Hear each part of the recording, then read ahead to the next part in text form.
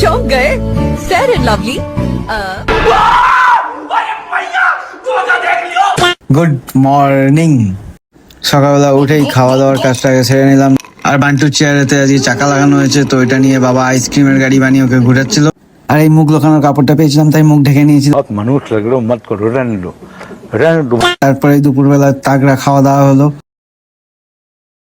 আর খাওয়া দাওয়া করে লাফ মেরে রেডি হলাম আর বেরিয়ে পড়লাম দুজনে মিলে। মিনি কুপারটা নিয়ে আমরা বেরিয়ে পড়লাম। আর আজকে আমাদের সাথে বান্টু নেই, আজকে আমরা অনেক মাস পরে দুজনে একা বেরিয়েছি ঘুরতে। আর ওখানে গিয়ে সিনেমা দেখার জন্য ঢুকলাম।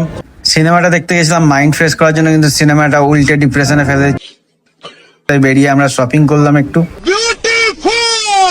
আর ওখান থেকে খুশি খুশি বেরিয়ে গেলাম কিছু একটা খেতে। তারপরে এই হলো ভুলটা, সারা বছরের জলজিরার দামে একটা ছোট বোতলে নিয়ে নিল। আর কি করবো, ওখান থেকে সিধে হাঁটা দিলাম দুজনে মিলে। আর তারপর ওখান থেকে সিধে আসলাম ঘরের দিকে। ঘরে এসে দেখলাম বান্টুর মন টন খারাপ, আমাদেরকে অনেকক্ষণ দেখেনি। তাই তারপর ওর মা আর আমি মিলে ওকে একটুখানি পটালাম। আর এই করতে করতে ও ঘুমিয়েও পড়লো। আর এখানে এই দিনটা শেষ।